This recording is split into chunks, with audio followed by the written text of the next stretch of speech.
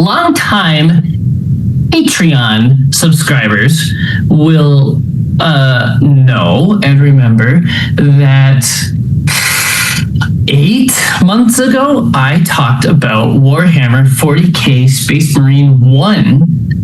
It was the classic Xbox 360 military third-person Gears of War, but not really shooter. And it was a solid, I don't know, 6 or 7 out of 10. It was okay. It was good. It felt a little bit space racism, and that's what Warhammer is all about, and it was good.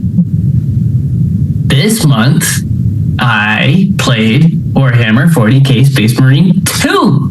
Oh my gosh, it's only 9 months behind trend. Let's fucking go.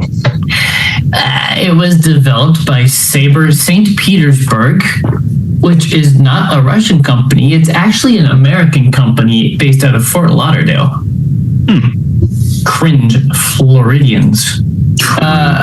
It was published by Focus Entertainment on PlayStation 5, the Xbox Series, and Windows on September 9th, 2024. Just about a year ago, as of recording.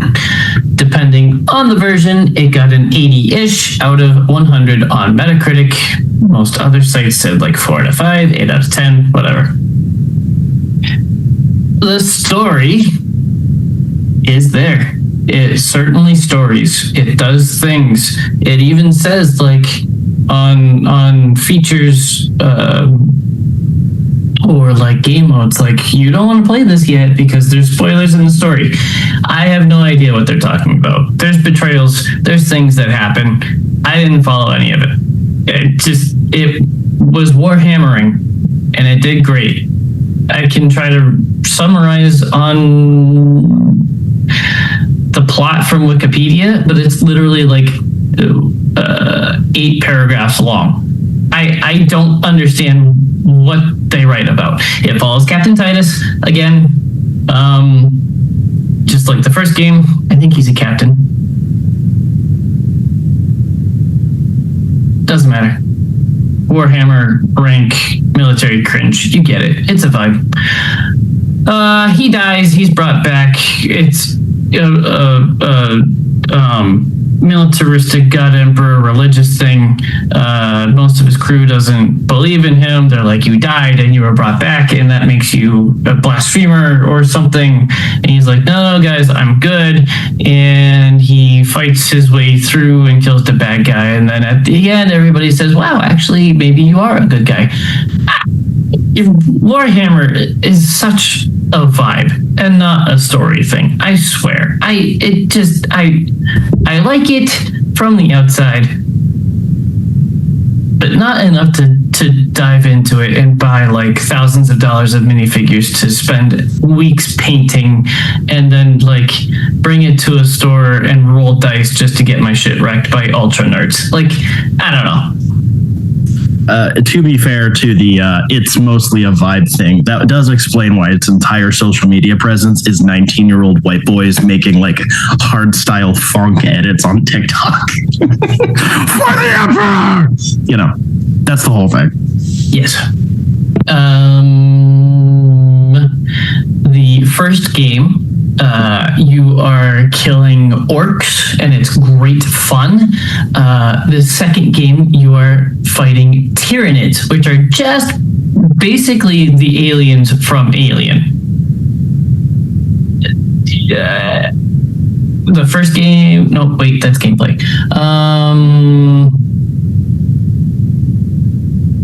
Yeah, I don't know. That's what I got for story. If you really care, go play it. Go read about it. Typical Warhammer experience. Go read a book, nerd. Moving on to visuals. This is pretty much all I really heard about the game. The visuals are incredible. There is so much happening in the background. There's so many distant vistas of incredible battles with platoons of space marines battling swarms of Tyranids. It's like, if I had to describe it to someone that doesn't know anything about it, I would say like, imagine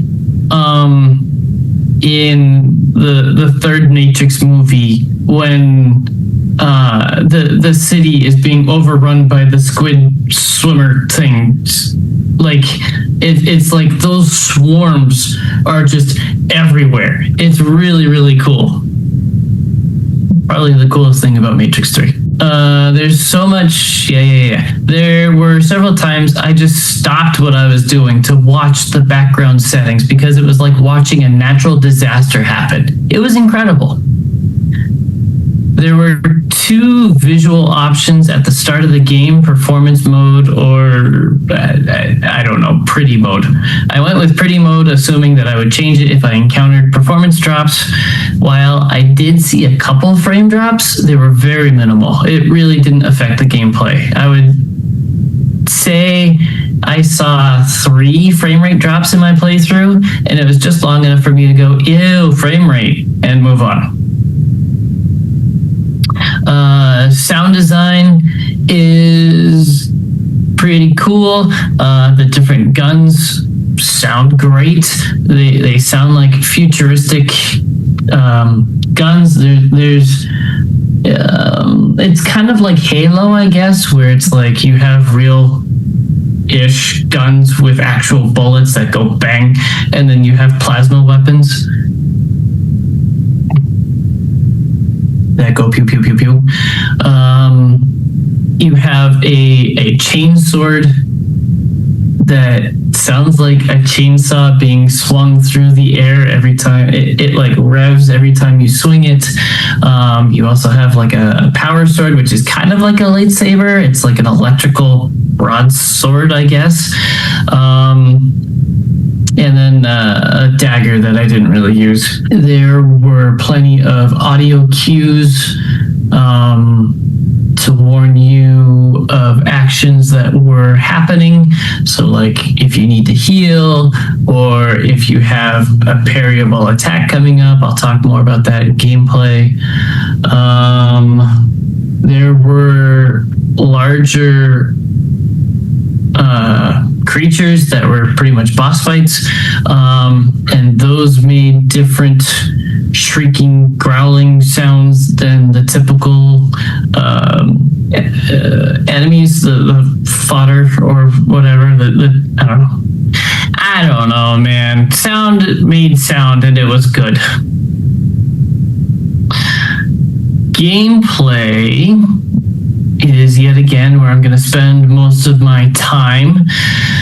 In the first game, you had 4 weapon slots, and you could load up with your pistol, your shotgun, your sniper rifle, and your assault rifle, and swap them out depending on your play style, the level design.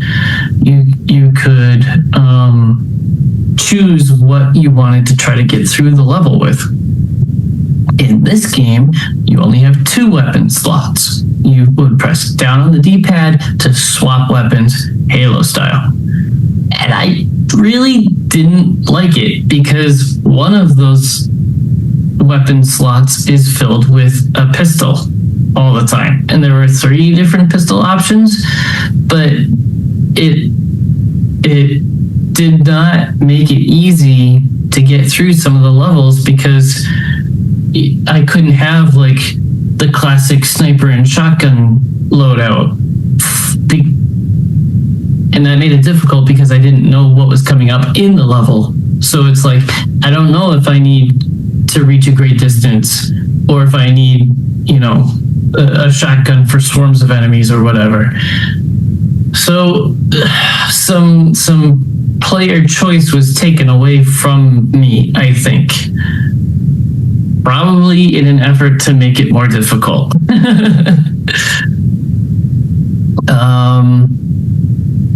There's a heavy emphasis in these games to use your melee weapon. It's kind of a hack and slash. It's kind of a third-person shooter. In the first game, when you were using your melee weapon, and if you did like a cool kill, you would gain back health, and it was a really good balance in the game design of like, all right, there's distant enemies that I clearly can't run up to and melee, so I'm going to shoot them, and then there's a swarm of enemies running towards me as I'm shooting them. So as I've been shot by those distant enemies and we've been shooting at each other, I'm going to then use my melee weapon to hack through the swarms and regenerate the health that I lost while I was being shot, and it was a really, really good balance. In this game, you have health and you have 2 bars of shield, and any cool melee kill that you did would regain shield, but there was no way to regain health outside of health packs, a la Halo CE. And it really sucked because it would change the on-screen visual effect, and like CE, I'm pretty sure it would be in an annoying way of like, you need to heal, like, no fucking shit, give me a health pack. It's really fucking annoying. It's one of my biggest complaints about CE. Like, shut the fuck up. I've been playing this level for an hour and I can't find a fucking health pack. I hate the fucking beeping. I have the soundism.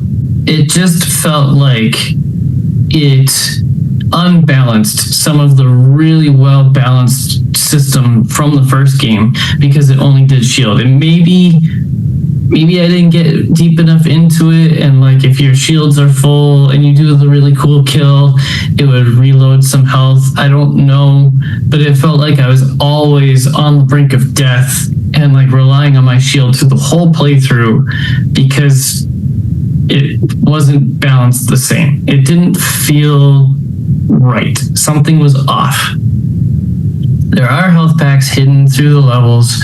They're very rare, I think. Pretty much every time I found one, I was like, oh, finally, and I would use it immediately, and it would give me back like a third of my health. But I'm like, that's it? That's all I get?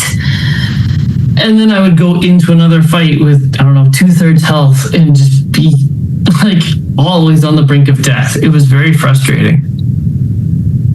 There's guardian relics that are hidden through the game, and it was a one-time use. If you were knocked down and your AI friends didn't come to heal you, you could just stand back up using that guardian relic, and it would give you obviously your shield and some health back. But this game is built to be played with 2 friends basically as part of your squad, and if you don't have any friends to play with you, like most Warhammer people do, those 2 companions can be played with through AI NPCs, and they did fine. I don't know about how much damage they really dealt. I noticed that if an enemy was stunned for like a glory kill, they would usually leave it alone because that's the cool kill that you would do to get your health or shield back or whatever. And I also noticed that anytime I was downed, they would usually give up what they were doing and run over and heal me, which was cool. I didn't really have any comments, good or bad, about the AI friends. I don't really like the melee combat system. It's the typical watered down Sekiro. You get the blue flash for a parryable attack. You get the red flash for the attack that you have to dodge out of because you can't parry it. I think it defeats the purpose of a parry system. It drives me fucking crazy. I hate every second of it. I hate that every video game is copying it. I hate it. What the fuck is the point of a parry system if there are attacks that you can't fucking parry? It's stupid. It doesn't make sense.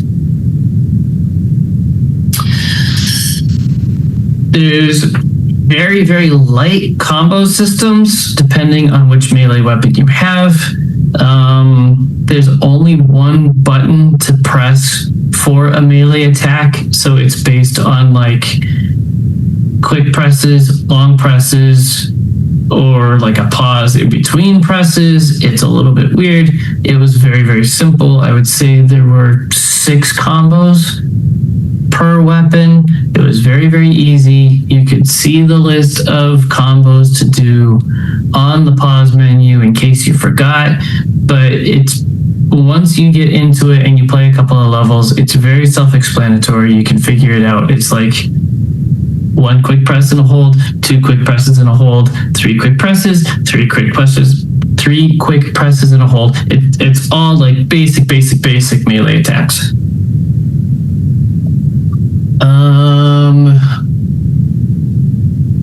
There were so many ammo boxes everywhere. It felt like I could have just held the trigger down through a lot of the game and really not worried about ammo. There was so much ammo, and it didn't make sense to me until I finished the campaign. So there's, I don't know, 6 or 8 main story missions. Are you falling asleep on me, my guy? Your eyes are closed. No, actually, part of that is because I have kind of a black eye. Yes. Yeah, it was worse yesterday. Did I tell you about that? You did. Yeah, no, it was pretty bad yesterday. Most of the swelling's gone down. Now, I am sadly quite awake. Okay. 6 or 8 story campaign missions, and it took me about 10 hours to get through. So it's not as little as it sounds. They're very, very lengthy. There's a lot to them. It is a decent amount of gameplay. I don't want to downplay that. There's a lot of game here. 6 or 8 missions doesn't sound like a lot, but once you get into it, they're very, very long and in-depth and whatever. It's good. After that, it unlocks multiple game modes that are technically unlocked from the beginning, but it makes sense to play through the story first because there's a PvE mode that matchmakes you with 2 other friends anywhere in the world, and you can play through all kinds of levels. I think there are parts of levels that are like from the campaign, but I was doing just quick matches because it was extra XP, and it was popping trophies left and right of like, you beat this boss, you beat that boss from this gameplay mode. It wasn't just like replaying story missions with friends. It was like repurposed sections of campaign mode levels, or I don't know. It was really, really weird, and it was new bosses. There's 6 different classes, I think, that you can play as, and it opened up like so much variety in gameplay that was really missing from the campaign. I think I thought it was weird that there were no like upgrades for your health or your shield. You have the same 2 bars of shield through the whole story. There's like no progression, which is fine. It was just like kind of added to the sense of, am I missing something? Because it's the same complexity like through the whole campaign. But there's upgrade trees for each subclass in this PvE setting that makes your attack stronger or your quote unquote stats better. Like you can get an extra bar of shield, things like that. And that's that gameplay mode is when the ammo boxes being everywhere made so much sense, because again, it's repurposed levels from the campaign with so many ammo boxes, but now it's with 2 friends that are just laying on the trigger all the time, because I think there were increased levels of enemies, like more enemies than in the campaign, because you have smarter friends to play with. So I played a couple of these missions, I'd say 4 maybe. And it finally made sense of like, oh, that's where a large portion of this game went to, because the campaign, while being a decent length, is still kind of short. The replayability is in this PvE mode. There's also a PvP mode. I did not try that. I did not really care because the subreddit for this game is very, very, very alive, and way too many Warhammer nerds are way too deep into this for typical Warhammer nerds. So I didn't want to get my shit pushed in. I played PvE with friends, and that was it. There's a lot of customization that unlocks in this PvE mode that wasn't there for the campaign. Yet again, that's where all the DLCs come into play. It's cosmetics only to appeal to the Warhammer nerds, and I think that's cool.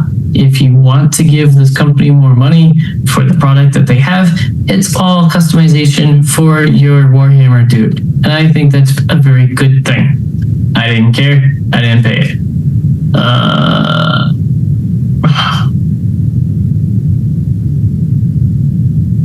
There were audio logs to be found. I found half of them, I think, in the campaign, and I was looking in every corner. And I think the reason I only got half of them is because the other half is in this PvE mode, but I don't know for sure. Don't quote me. There's a trophy for getting all 31 or 32 or whatever, and I was not invested in this enough to even attempt 100%. I don't think it would be that hard. There's the typical like level up each subclass or whatever, and it would be fine enough. It definitely opened up in the back end of the game of like, oh, this is why the subreddit is so alive, because this is where you spend all your time. It's the campaign is like a little taste of what is the game, really. And I think that's cool, but it just, I don't know, it wasn't enough to keep me interested. I was like, I played some of the levels in the PvE mode, and I was like, this is cool. This is where it opens up. I would rather use this hard drive space for something else. And so I uninstalled. So overall, it's a good game. I had fun with it. There were some bosses that almost got me to throw the controller. There was some horse shit in there. But overall, like it was fun. It was good. It was beautiful. I think I got this game on Prime Day for $30 or $35, and I would say it's worth it because there is a lot of replayability on the back end if you're into Warhammer. So for those of us who take showers, wait for a sale. Yeah, I would say. Seems reasonable. I would say it's on par with the first one. There's just different pros and cons to each of them. The first one was definitely the 360 era hallway corridor, battle arena, hallway corridor, battle arena. And there's a little bit of that in this one too, but this one is just so beautiful you don't even care that you're like running through hallway corridor to get to the battle arena. And yeah, the melee system really, really bothered me in this one, just because it's Sekiro derivative, and that really gets my goat. But I don't know, it's good.